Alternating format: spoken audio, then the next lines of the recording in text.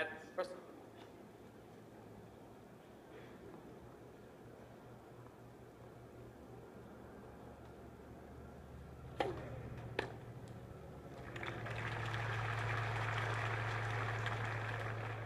Thirty long.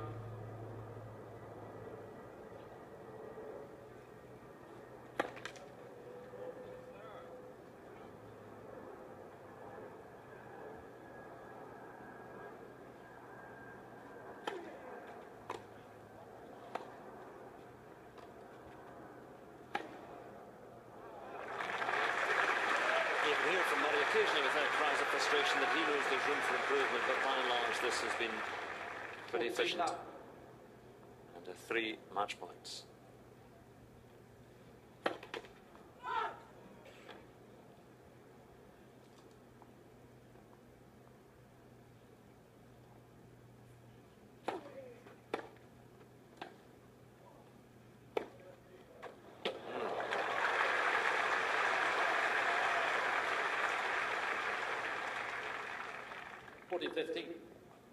Flash of defiance from Mathieu. Still 2 match points.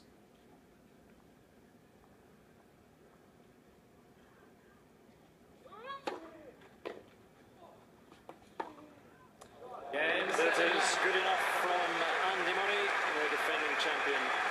Is through. Not too much fuss, fanfare, but he eases through to the last 16. Solid performance. I mean, he served very well. He never looked at any trouble. He broke after that first service game from Mathieu had fallen in love. After that, it was pretty much plain sailing. Moved well. Plenty of variety in his game. And he looked good out there. Very good. It's always difficult to tell when he's not really being tested. Probably Mathieu, a very decent player, but there will be tougher tests to come for Andy Murray. He goes through to play Radek Stepanek. Stepanek also playing the doubles today with Leander Paes. He's playing later on. But he will play Andy Murray in the last 16. Everyone waiting here to hear the thoughts of Andy Murray. And he's going to be sharing those thoughts with John now. Andy, many congratulations. After all the exertions of the red clay in Europe, is this the green grass of home? Yeah, I mean, I obviously always enjoy coming back here. I've played some of my best tennis here. It's a place where I got my first win on the tour when I was 18 years old, so I have great memories from here and always enjoy coming back. I must just ask you just one thing about France, because you wore a cap the whole time, saying it was to conceal the unruly hair. And watching the game up there, lots of people up there like the new hairstyle. Oh, really? That's good. That's good. I guess a thumbs up, does it? Okay. I'll keep it short then for the next little while. And obviously, talking of things that are new, what do you think your new coach will have made of that today? Well, I don't know. I'll go and speak to her and see what she thinks. But it was a good start, I think. I served pretty well, and I thought both of us played a pretty good match. He didn't return so well, but both of us moved well. There were some good rallies, and it was a good start to the grass season. Excellent. Well, listen, if I could ask you just stay there for 1 second. If I could ask everyone as well just to stay in their seats. We've got a very important presentation to make, which Andy's going to make on behalf of the players.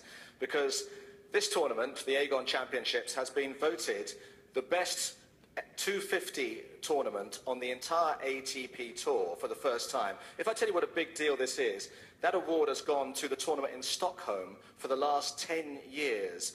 So what they've done this year, or didn't do last year, I don't know, but what Queens have done, we'll find out very shortly. So I'm going to ask Andy if he could present that magnificent-looking trophy to Ross Hutchins, who's the tournament director, and also to Stephen Farrow, who's the managing director of the championships, and Chris Commode, who used to be the tournament director here, who is now the boss of the whole of the ATP. We'll have a chat with him in a moment about where Queens sits in the general scheme of things. But Ross, I must just ask you, Queens won an award yesterday for being the best tournament on the entire tour for player welfare, and now you've won this as well. So that's, you know, it's raining trophies. It is, and I'm a bit embarrassed that you're talking to me, John, because you should be talking to Chris, who was the tournament director last year. But, you know, it's just a credit for how special this event is, you know, including the fans and the courts, which Graham does an incredible job working on. I think we have such phenomenal grass courts here, and very pleased to be working with Graham now. And, you know, we just have such a great tournament, and everyone seems to appreciate it, and that's why we're voted for this fantastic award, which we're very proud of. Actually, you've mentioned Graham. I ought to mention Graham Kimpton here, who's the head groundsman. This is his private lawn here. Graham, I must just ask you one question.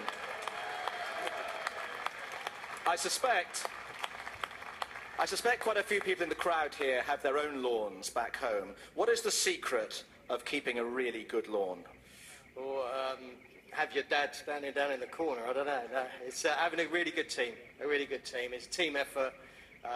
Obviously 365 days a year. Great backing from the tournament and the club as well. So any equipment or anything I need, everything's on hand, and we just do the best job we can. Some people say that this grass court is better than Wimbledon. What do you say? That's really not for me to say, is it?